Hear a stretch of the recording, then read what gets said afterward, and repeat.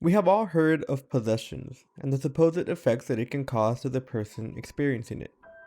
Cases of possessions are a serious issue for entities like the Catholic Church, but just how far will the idea of possession go in our modern world?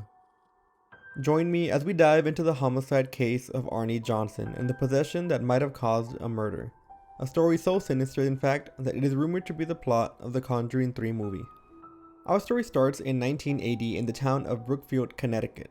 An 11-year-old boy named David Glatzel tucks into bed and falls asleep only to be awoken by a horrifying nightmare of what he describes as the Beastman. According to David, the Beastman was an entity that appeared in his dreams and that he described as having big black eyes, a thin face with animal features, jagged teeth, hooves, horns, and pointed ears. David said the Beastman walked up to him and told him to beware. Now, according to David's family, David was not the type of kid to be coming up with lies. He never came up with stories, especially stories with that much detail, and he disliked horror movies and anything around that subject. His family also worried since his behavior completely changed after those dreams. He went from being a fun, energetic kid to a quiet, paranoid little boy. He never seemed to smile anymore, and he had a constant look of worry on his face. David's sister Debbie actually felt so bad for her brother that she invited her fiance Arnie Johnson to stay with him for a while to see if he can help David get out of his depression-like state. While this seemed to comfort David for a little while, the peace was not to last. David seemed to be having more and more visits from the Beastman in his dreams, except this time, the entity was telling him that he was going to take his soul. Alongside this, David also began suffering from bruises and scratches that seemed to be appearing on his body while he slept. The Beastman would also apparently create loud noises that came from the attic, which the entire family could hear. Arnie would go investigate the attic right after the noises were heard, but never found any answers or explanations for what might have caused them. It seemed that the Beastman was becoming more and more aggressive with David, so much so that he started to see the entity while he was awake. According to David, the Beastman would appear as an old man with a white beard, wearing a flannel shirt and jeans. The man seemed to appear more and more both in his dreams and reality, but David was the only one that ever saw him. Now at this point, the Glatzel family did not know what to do anymore, so they decided to go to the church for help. Some priests agreed to assist them, and they blessed the house to try and get rid of the spirit. Unfortunately, this only angered the Beastman. The noises in the attic became much louder, and the appearances of the Beastman became more and more frequent. Not only did the Beastman's behavior change after the blessing, but so did David's. David began hissing at his family and speaking what they described as multiple voices. It seemed like several people were talking at once when David would speak. David would also speak other languages and quote verses from Paradise Lost, a 17th century epic poem written by John Milton that tells the story of Satan as well as Adam and Eve. Now, my fiance read this at school and she said it was an extremely hard read and an 11-year-old boy would most likely not be able to understand it. Not only that, but David was never close to this book at any point in time. David also started having seizures at night. They became so common that somebody had to stay up all night to watch him since they started occurring every 30 minutes at some point.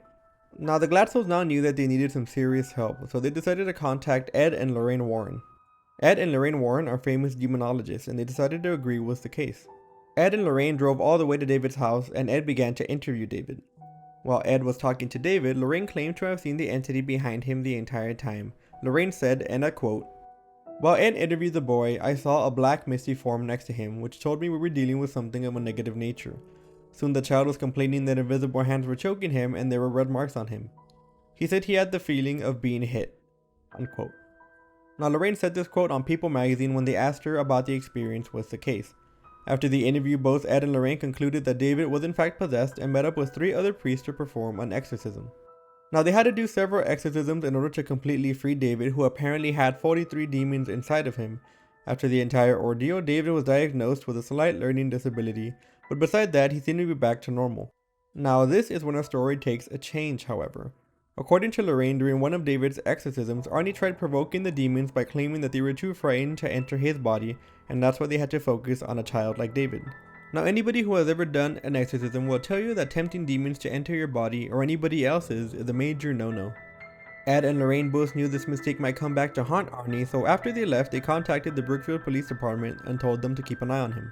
One of the priests, who also happened to be the exorcist, also had a talk with Arnie, concerned about his future. After David's incident, Debbie and Arnie decided to move out into their own apartment that was rented out by a man named Alan Bono. Now, Arnie was very much a loved person. He was considered extremely sweet by anybody who met him and was described as a hard-working guy that cared about others. Things started to change, however, just a few months after moving into his new apartment. According to Debbie, Arnie would go into these trance-like states where he reportedly saw the Beast Man and began growling at him. After his trance-like state ended, however, he wouldn't remember a thing.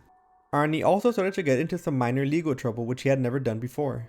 On February 16, 1981, Arnie decided to call into work and spend the day at a kennel where his sister and Debbie both worked at. Debbie had her little cousin Mary with her, who was about 9 at the time as well. They spent the whole day playing with cute little animals until Alan Bono showed up and decided to take them out for lunch. For some reason, Alan decided to take all of them to a bar, yes, even the 9-year-old. Now this is where the story differs, however.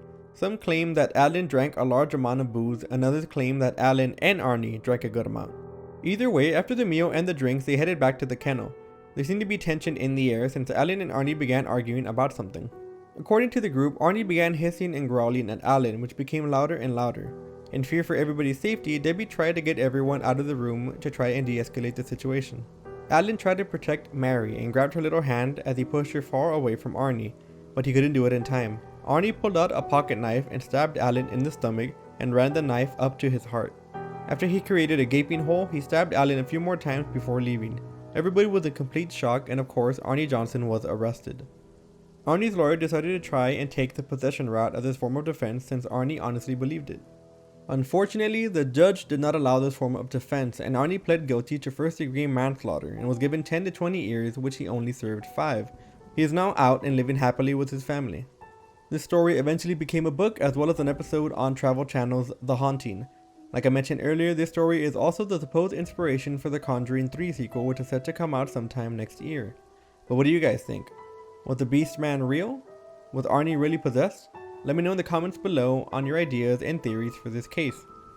I will also leave a link below of the Warrens telling their account of this case in great detail.